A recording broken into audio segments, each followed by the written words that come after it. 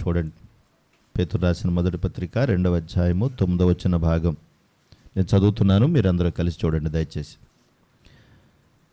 అయితే మీరు చీకటిలో నుండి ఆశ్చర్యకరమైన తన వెలుగులోనికి మిమ్మల్ని పిలిచిన వాని గుణాతిశయములను ప్రచురము చేయు నిమిత్తము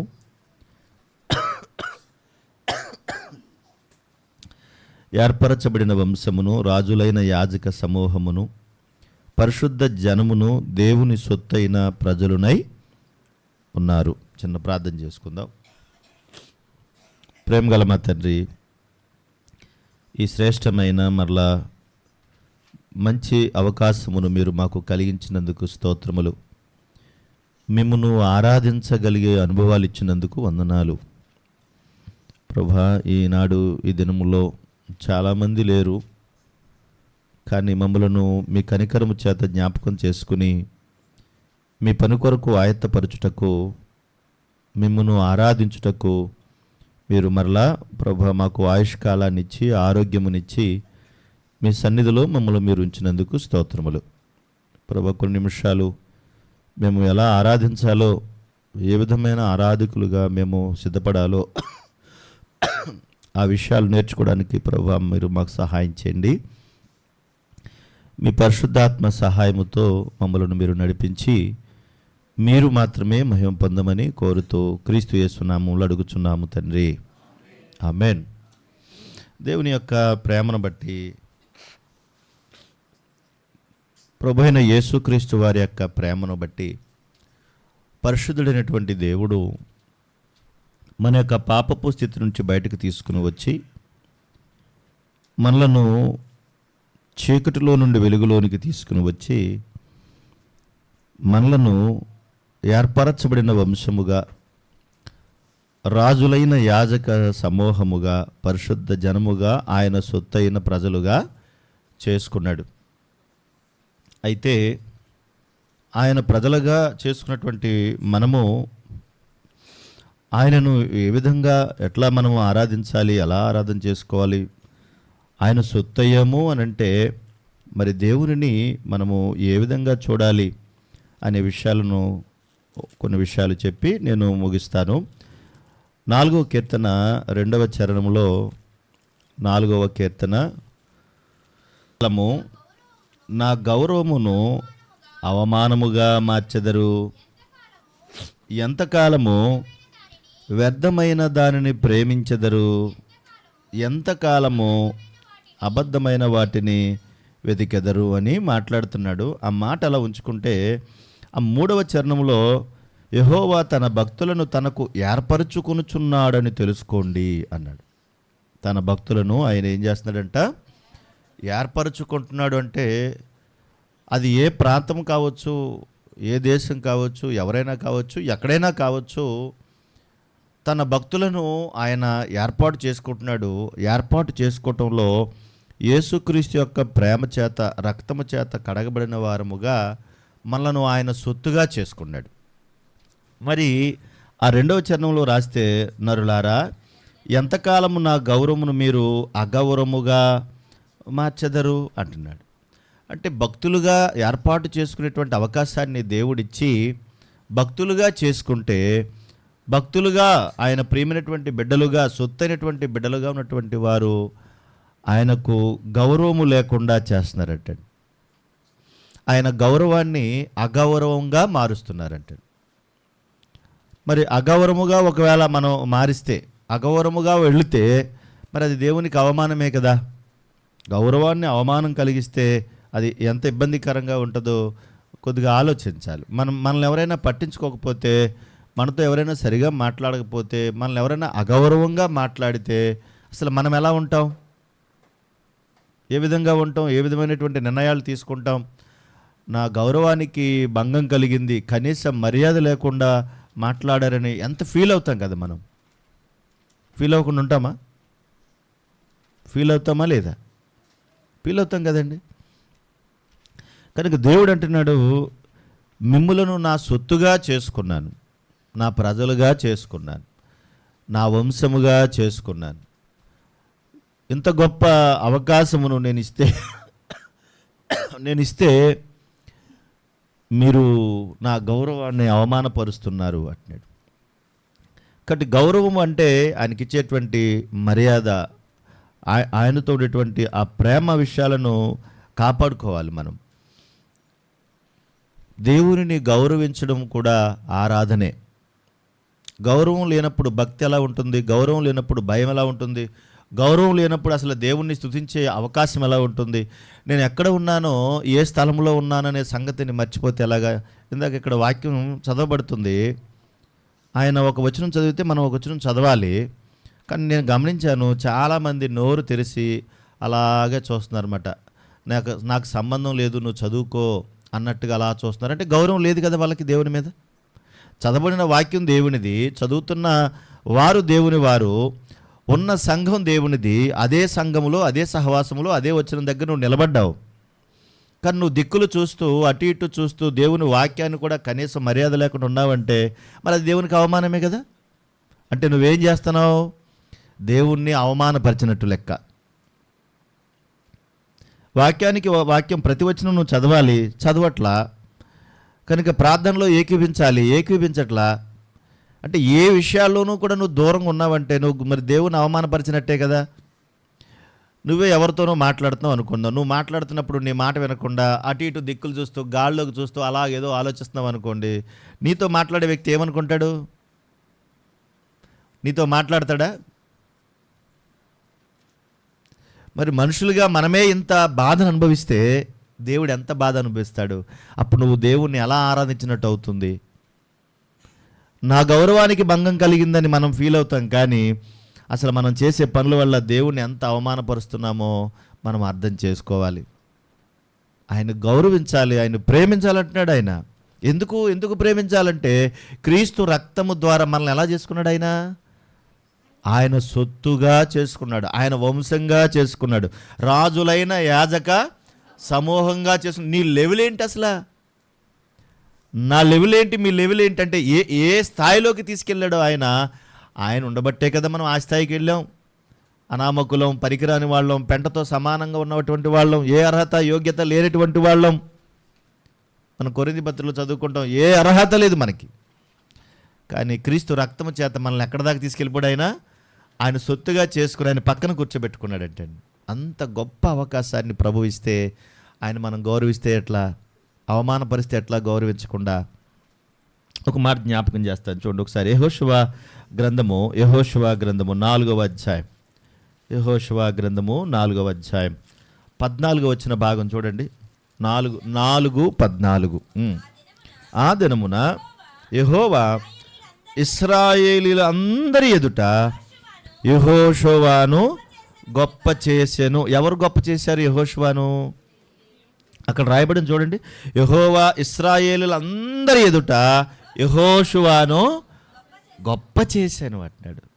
దేవుడే ప్రజలందరి ఎదుట ఆయన్ని గొప్ప చేశాడంటండి.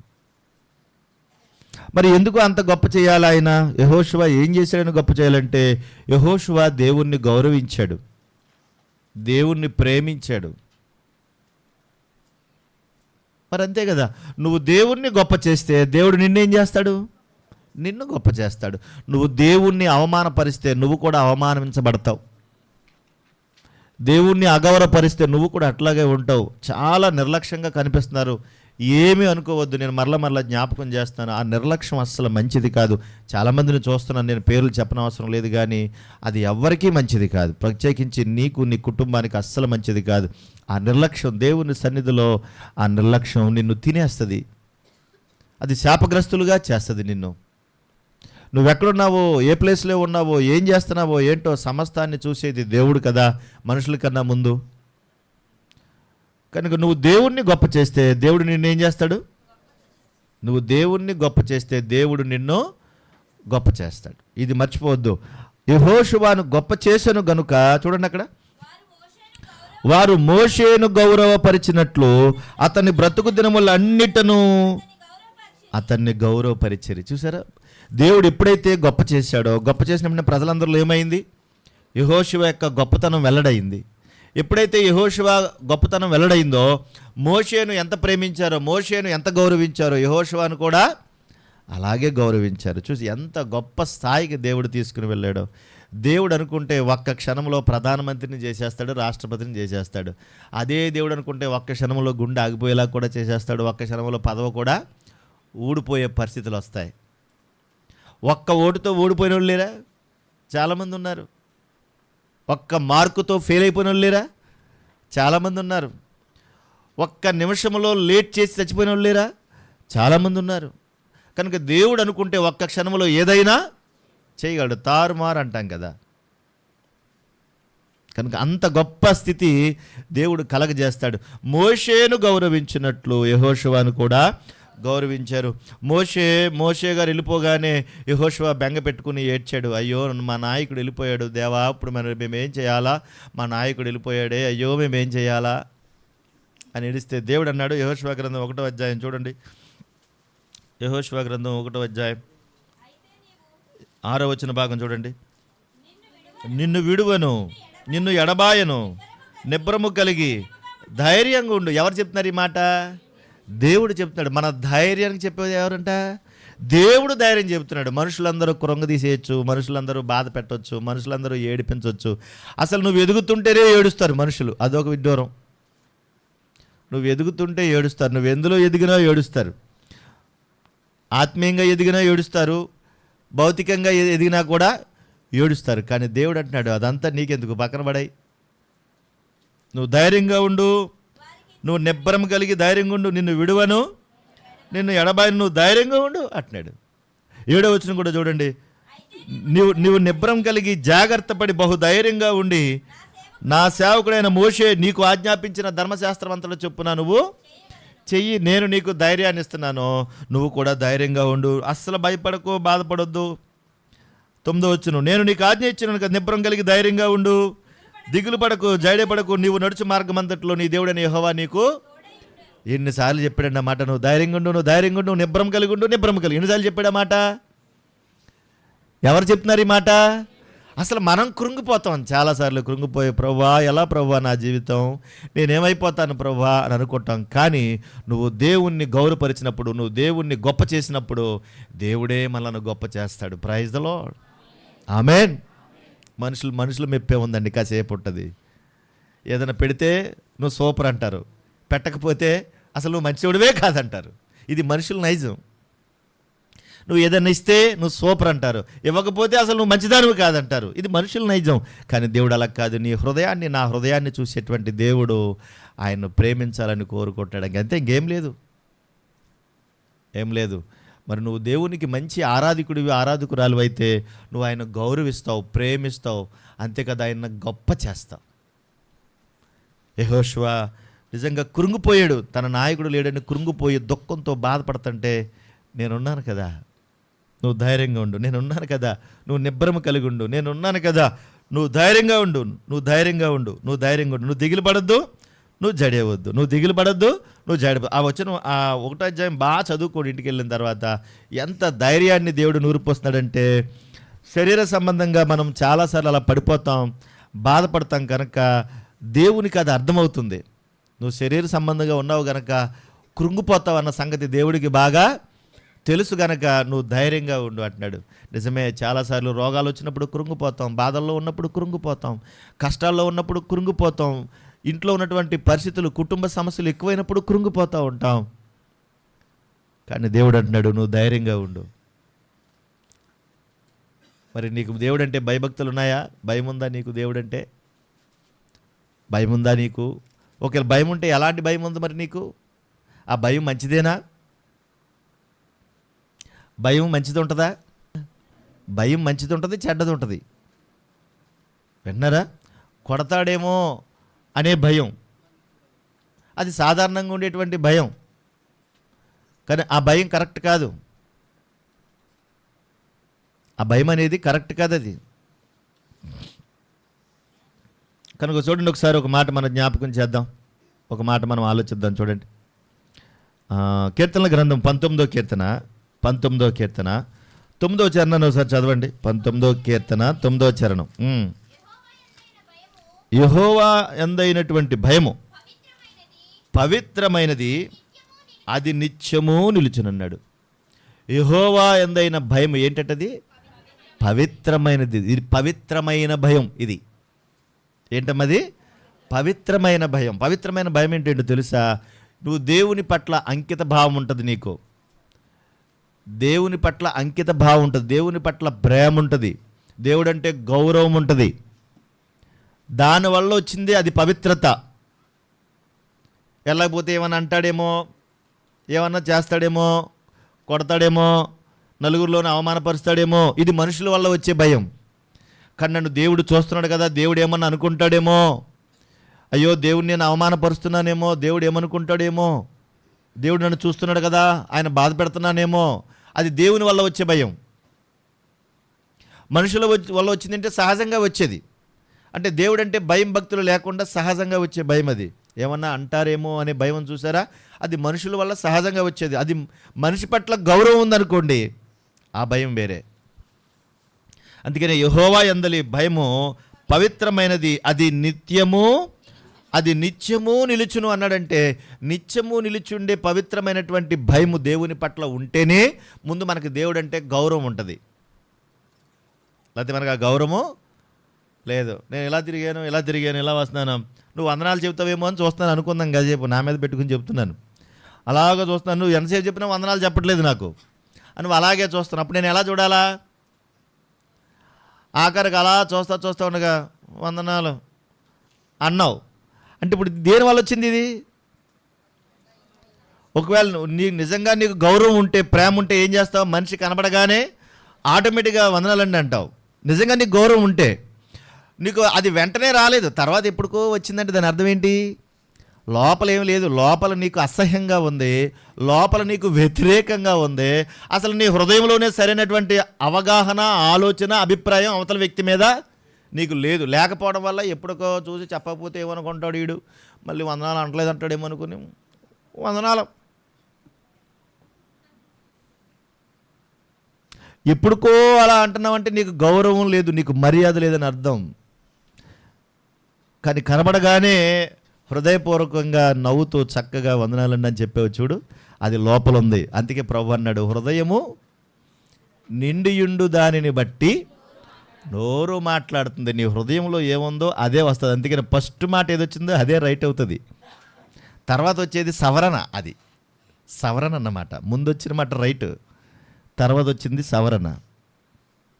అందుకే ఎప్పుడు కూడా దేవుని పట్ల విధేయత, దేవుని యొక్క భయము అది పవిత్రంగా ఉండాలి. దేవుడు నన్ను చూస్తున్నాడు, నన్ను ప్రేమిస్తున్నాడు, తన సొత్తుగా చేసుకున్నాడు, కాబట్టి నేను ఆయనందు భయభక్తులు కలిగి ఉండాలి. ఇది పవిత్రమైన భయం.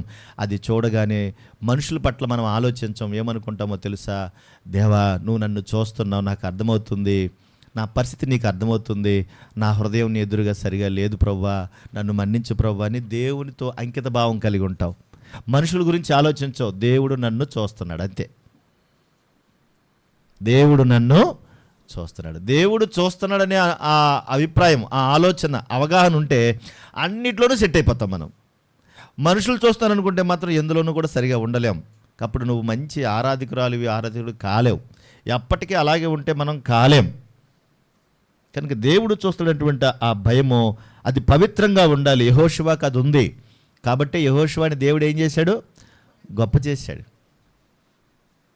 మనము ఆయన్ని గొప్ప చేస్తే ఆయన మనలను గొప్ప చేస్తాడు. మరొక మాట కూడా జ్ఞాపకం చేస్తాడు. నెహెమ్యా గ్రంథం 5:15 గుర్తుపెట్టుకోండి. చక్కగా ఆరాధించాలి, దేవుణ్ణి గణపరచాలి, విషయాలు జ్ఞాపకం చేసుకోవాలి. హృదయపూర్వకమైనటువంటి ఆరాధన హృదయంలో ఉండాలి. నెహెమ్యా గ్రంథం 5:15 భాగం. తీసుకొలుచు వచ్చిరి వారు పనివారు మహాజనుల మీద భారం మోపుతూ వచ్చిరి, అయితే దేవుని భయము చేత నేను అలాగున చెయ్యలేదన్నాడు. నెహెమ్యాకు ముందుగా ఉన్నవారు అందరూ కూడా ప్రజలకు వచ్చేటువంటివన్నీ కూడా శుభ్రంగా తినేసేవాళ్ళు. వాళ్ళు ప్రజలకు పెట్టాల్సినటువంటి ఆహార పదార్థాలు కానీ, ప్రజలకు ఇవ్వాల్సినటువంటి సొమ్ము కానీ అన్నీ తినేసేవాళ్ళు వాళ్ళు. కానీ నెహెమ్యా ఏం చేశాడంటే వాళ్ళకి రావాల్సినటువంటి ఆహారమే కానీ, వాళ్ళకి రావాల్సినటువంటి వస్తువులే కానీ అన్నిటినీ కూడా వాళ్ళకి తూచిచ్చేశాడు. 40 దినముల వరకు వెండిని తీసుకుని వచ్చిరి వారి పనివారు సహా జనుల మీద భారం మోపుతూ వచ్చిరు, అయితే దేవుని భయము చేత నేను అలాగో చెయ్యలేదు. ఇంకా తనకున్న జీతాన్ని ఖర్చు పెట్టాడు, తనకున్నటువంటి ఆహారాన్ని కూడా ఖర్చు పెట్టాడు. చూడండి అక్కడ 17 రాయబడుతుంది, నా భోజనపు బల్ల యొద్ద మా చుట్టూ నడుజనుల నుండి వచ్చిన వారు గాక యూదులు అధికారులు 150 మంది కూర్చుంటారు భోజనానికి. 150 మంది కూర్చుంటారటండి. నా నిమిత్తము ప్రతి దినము ఒక ఎద్దు, శ్రేష్టమైన 6 గొర్రెలు సిద్ధం చెప్పి 6 గొర్రెలు, ఒక ఎద్దు, ఇంకా కాక కోళ్ళు, 10 రోజులు ఒక మారు నానమిదమైన ద్రాక్షరసములు సిద్ధం చేస్తారు. ఈ ప్రకారంగా చేసిన ఈ జనుల దాసత్వం బహు కఠినముగా ఉండినందున అధికారికి రావలసిన సొమ్మును నేను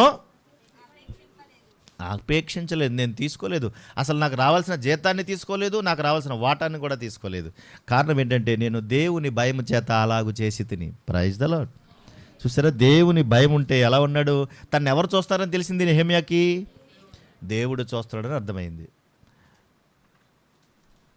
ఇప్పుడు మీరు ఆలోచించాలి, దేవుడు చూస్తున్నాడు అని మనం అనుకుంటే అన్నిట్లోనూ సెట్ అయిపోతాం. నువ్వు ఎక్కడికి వెళ్తున్నా, ఏం చేస్తున్నా, ఏం మాట్లాడుతున్నా, ఏ విధంగా ఉన్నా దేవుడిని చూస్తున్నాడు అనుకుంటే చాలు, మనం సెట్ అయిపోతాం. మనుషులు చూస్తున్నారు అనుకుంటే మనం ఇంకంతే. చాలాసార్లు పెద్దలు మాట్లాడుతారు, నాకు కూడా చాలా అనుభవాలు. ఏంటంటే మనం అందరూ ఉన్నప్పుడు ఎలా ఉన్నామో మనం ఒంటరిగా ఉన్నప్పుడు కూడా అలాగే ఉండాలి. అర్థమైంది ఈ మాట? అందరి ఎదుట ఎలా ఉన్నామో మనం ఒంటరిగా ఉన్నప్పుడు కూడా అలాగే ఉండాలి. ఒకవేళ అలాగే మనం ఉండగలగాలని అంటే దేవుడు చూస్తున్నాడన్న భయం ఉంటేనే అలా ఉండగలుగుతాం, లేకపోతే ఉండలేం. కనుక ప్రభునందు నా ప్రియమైన వారలారా, నెహెమ్యా ఎంతో చక్కగా దేవుని భయము చేత అలా నిలబడ్డాడు. నిజంగా దేవుని పట్ల పవిత్రమైన భయం ఉంటే దేవుడు ఏం చేస్తాడో తెలుసండి, నీ భయాన్ని అందరికీ కలిగిస్తాడు. ఎవరన్నా వచ్చినా, అమ్మో వీళ్ళు దేవుని నమ్ముకున్నారు, అమ్మో వీళ్ళ ప్రభువుని నమ్ముకున్నారు, అమ్మో వీళ్ళతో జాగ్రత్తగా ఉండాలి మనం, వీళ్ళు ఏదంటే అదే అయిపోద్ది. వీళ్ళ దేవుడు వింటాడు, వీళ్ళ దేవుడు మాట్లాడే దేవుడు, వీళ్ళ దేవుడు చూచే దేవుడు, వీళ్ళ దేవుడు శిక్షించే దేవుడు. ఎంత భయం వస్తుందో చూసారా? నీకు దేవుని పట్ల పవిత్రమైన భయం ఉంటే నీ భయాన్ని ప్రజలందరికీ కలిగిస్తాడు దేవుడు. చూడండి, మనకి ఇప్పుడు ఎంతమంది చెప్పాను, యెహోషువ గారి గురించి జ్ఞాపకం చేశాను, నెహెమ్యా గురించి జ్ఞాపకం చేశాను. చూడండి, మరొక వ్యక్తి కూడా జ్ఞాపకం చేస్తాను. చూడండి ఒకసారి ఎస్తేరు గ్రంథం 9వ అధ్యాయం 3వ వచన భాగం కూడా చూడండి. 9:3. మొర్దెకైను గూర్చిన భయము తమకు కలిగినందున సంస్థానముల యొక్క అధిపతులు, అధికారులు, ప్రభువులు, రాజు పని నడిపించేవారు యూదులకు సహాయం చేశారు. మొర్దెకైను గూర్చినటువంటి భయము ఏమైందంటండి, మొత్తం అక్కడ ఉన్నటువంటి ప్రజలందరికీ వచ్చేసిందంటండి. మొర్దెకై ఎవరు? ఒక యూదుడు. మొర్దెకై దేవుని ఎంత గొప్ప చేశాడంటే, నేను దేవుని నమ్ముకున్నవాడను, నేను ఆ పని చేయజాలను. వింటున్నారా లేదా? నేను దేవుని నమ్ముకున్నాను కాబట్టి నేను ఆ పని చేయజాలను. వెనకాల రాకపోతే నీకు వేస్తాం, మరి చూసుకో, మరి 500 600 అంటే మనం అయ్యగారని అలాగని పరిగెత్తుకుంటూ పోతాం మనం. అయితే నేను ప్రభువుని నమ్ముకున్నాను, నేను ఆ పని చేయజాలను. నువ్వు ప్రభువుని నమ్ముకున్నావనంటే నీ సాక్ష్యాన్ని కాపాడుకోవాలి. అది ఏ పరిస్థితిలోనూ అప్పుడు నువ్వు కాపాడుకోవాలి. ఏమంటే పెళ్ళిళ్ళలోనో, దినాల్లోనో, ఆయా కార్యక్రమాలన్నింటిలోనూ కూడా మామూలుగా వెళ్ళటం కాదు గొప్ప. నువ్వు ఎక్కడున్నా, నువ్వు ఎవరవు అంటే నువ్వు ప్రభువు వాడవు, నువ్వు ప్రభువు దానవు. ఇది గుర్తుండిపోవాలి. అప్పుడు నీకు దేవుని భయం ఉన్నట్టు లెక్క. ఆ మంది మధ్యలోకి వెళ్ళగానే అసలు నువ్వు ఎవరో మర్చిపోతే ఎలాగా? మంది మధ్యలోకి వెళ్ళగానే అసలు నేను ప్రభువుని నమ్ముకున్నాను, రక్షించబడ్డానన్న సంగతే మర్చిపోయి ఒక అన్ని జనుల వల్లే నువ్వు ప్రవర్తిస్తే నువ్వు దేవుని ఎలాగ ఆరాధించినట్టు? నువ్వెవరవో మర్చిపోతే చెప్పండి. అక్కడికి వెళ్ళగానే మొత్తం అంత ఇక్కడ ఎట్టుకుంటావు, ఇంత ఎట్టుకుంటావు, ఇక్కడ ఇంత ఎట్టుకుని అలాగ తిరిగేసి వచ్చి మళ్ళీ మెట్ల దగ్గర జాగ్రత్తగా దాన్ని తగిలిచ్చేసి మళ్ళీ పైకి ఎక్కేస్తావు. అంటే ఇక్కడొక వేషం, అక్కడొక వేషం. నువ్వు ఎలాగ ఆరాధికురాలు అవుతావు? ఇక్కడొక వేషం, అక్కడొక వేషం, ఇక్కడొక మాట, అక్కడొక మాట. ఆ మందిలోకి వెళ్ళగానే నేను మీ వాడనే కలిసిపోయావు కదా. నువ్వు ఎలా ఆరాధికురాలు అవుతావు? వేషధారణది. అంటే నీకు దేవుని భయం లేదు, నువ్వు దేవుణ్ణి అగౌరవపరుస్తున్నావు, అవమానపరుస్తున్నావు. ఇది నా బాధ్యత కనుక దేవుడిచ్చిన మాట నువ్వు గౌరవించాలి. ఎంత అవమానపరుస్తున్నావో దేవుని అర్థం చేసుకోవాలి. మొర్దెకై నేను యూదుడను గనుక నేను ఆ పని చేయజాలను. నీకెందుకురా నమస్కారం పెట్టాలి? పెడితే నా దేవునికి పెట్టాలి నమస్కారం, నీకెందుకు పెట్టాలి నమస్కారం? నిలబడ్డాడండి, ధైర్యంగా నిలబడ్డాడండి. ఎంత ధైర్యంగా నిలబడ్డాడంటే అన్ని విషయాల్లో కూడా దేవుణ్ణి గొప్ప చేశాడు తప్ప అసలు మనుషులు ఎవరిని పట్టించుకోలేదండి. మీరు ఆలోచించండి. ఇప్పుడు అన్ని విషయాల్లో దేవుణ్ణే గొప్ప చేశాడు. వినండి, మనుషులు ఏమనుకుంటారో, వాళ్ళు ఏమన్నా బాధపడతారేమో, వాళ్ళు ఏమన్నా కష్టపడతారేమో, వాళ్ళ గురించి తన దేవుణ్ణి ఏం మార్చేసుకోలేదు. వాళ్ళ గురించి తన దేవుని ఉద్దేశాలు మర్చిపోకూడదు. నేను దేవుణ్ణి నమ్ముకున్నాను, నేను ప్రభువులో ఉన్నాను, ఆ సాక్ష్యాన్ని నువ్వు కాపాడుకోవాలి. అది దేవుని యందు భయము, అది దేవుణ్ణి గౌరవించటం. ఆయా సందర్భాన్ని బట్టి ఎలా దాన్ని మార్చుకోవాలో నీకు అవగాహన ఉండాలి ఒక దేవుని బిడ్డగా. అందుకే ప్రభువారు ఏమన్నారు, పాముల వలె వివేకులను, పావురము వలె నిష్కపట. అంటే అది నీకు తెలిసి ఉండాలి. అందుకే అవధారణ దేవుడు చెప్పాడు, ఆ రోజు ప్రభు చెప్పాడు. ఆయన అబ్బాయి రాకపోతే నన్ను ఇబ్బంది పెట్టేస్తారేమని పరిగెత్తుకుని పోతే, నువ్వు ఏదైతే తిరుగుతున్నావో, ఏదైతే వెళ్ళో అది నువ్వు దాంతో ఏకీపించినట్టే లెక్క కదా. విషమిస్తారు, తాగుతావా? విషమిస్తారు, తాగుతావా? ఎంత అవమానం అండి దేవునికి, అర్థం చేసుకోవాలి. కనుక ఆ రోజున యెహోషువ ఎవరేమన్నా అనుకొని, మీరేమన్నా చేయని, నేను నా ఇంటి వారు యెహోవానే. మీరు ఏమన్నా అనుకోండి, మీరు ఏమైనా చేసుకోండి, మీరు ఎలాగైనా పోండి, నేను మాత్రం నా దేవుణ్ణి, నా ఇంటి వారందరము కలిసి ఆరాధన చేస్తా ఉన్నాడు. ఆ తెగింపు ఉండాలి మనకి, ఆ తెగింపు ఉండాలి. యెహోషువతో దేవుడు అన్నాడు, ధైర్యంగా ఉండు, నిబ్రమ కలిగి ఉండు, నిన్ను విడువను. ఎవడేం చేస్తాడు? ఎవడేం చంపేస్తాడు? పొడి చంపేస్తాడు నిన్ను విడువను, ఎడబాయనని వాగ్దానం చేసిన దేవుడు మనకు తోడుంటే ఎవరేం చేస్తారండి? మనల్ని వీళ్ళే చంపేస్తారా ఏంటి? వీళ్ళే చంపేస్తారా? దేవుని కొరకు ఆ మాత్రం చేయలేవా?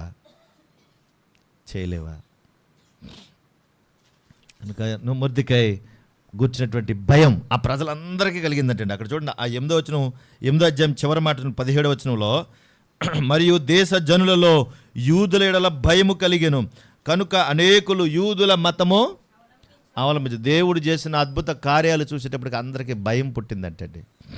అందరికీ భయం పుట్టింది. మొర్దెకై అంటే భయం వేసింది, యూదులంటే భయం వేసింది.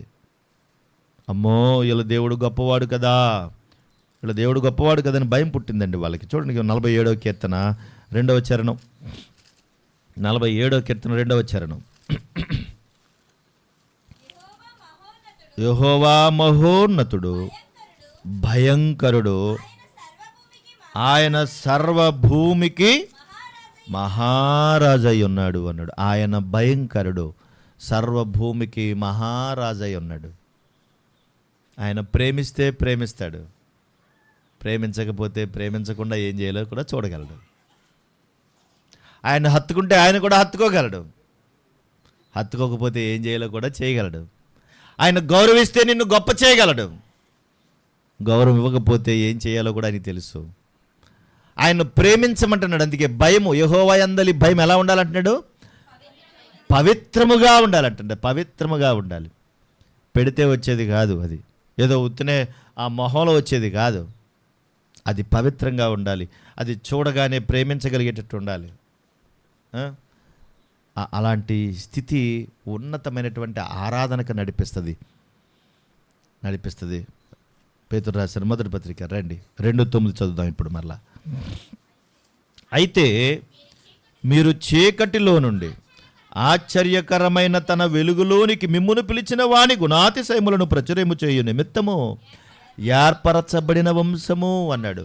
ప్రచురము చేయు నిమిత్తము. నువ్వేదో దాక్కుంటావని కాదు, లోపల ఉంటావని కాదు, సాక్ష్యాన్ని చంపుకుంటావని కాదు, విశ్వాసాన్ని నమ్మేస్తావని కాదు. ఏర్పరచబడిన వంశం నేను ఎందుకు చేసుకున్నాడంటే, ఆయన గౌరవించాలి, ఆయన ప్రేమించాలి, ఆయన అంటే భయం కలిగి ఉండాలి, ఆయన గుణాతిశయములను ప్రచురము చేయడానికి. నీ విశ్వాసము, నీ సాక్ష్యము వాళ్ళ మధ్యలో అక్కడే కనిపిస్తుంది. అందరిలాగే నువ్వు ఉన్నావు, అందరిలాగే తిన్నావు, అందరిలాగే తిరిగావు. ఏముంది ఇప్పుడు తేడా? ఏముంది? నీకు వాళ్ళకి ఏంటి తేడా ఏముంది? అసలు ఏం లేదు. కనుక ఆయన ప్రచురము చేయు నిమిత్తమే మనల్ని ఏం చేసుకున్నాడు? ఆయన ఏర్పరచబడిన వంశముగాను, రాజులైన యాజక సమూహముగాను, పరిశుద్ధ జనముగాను, దేవుని సొత్తైన ప్రజలుగా చేసుకున్నాడు. మనం ఆయన సొత్తు, మనం ఆయన వంశం. అసలు ఎంత గొప్ప భాగ్యం అండి! దేవుని సొత్తా నువ్వు దేవుని సొత్తా? ఎంత గొప్ప భాగ్యం అండి అది! నువ్వు దేవుని సొత్తు, మరి ఎవరి సొత్తు కాదు. కనుక ఈ విషయాలు అర్థం చేసుకుని యెహోషువను ప్రేమించిన దేవుడు, యెహోషువ దేవుని నామాన్ని గొప్ప చేస్తే యెహోషువను దేవుడు గొప్ప చేశాడు. నన్ను గణపరచు వారిని నేను గణపరచునన్నాడు దేవుడు. రండి కొన్ని నిమిషాలు ఆరాధన చేద్దాం అందరం.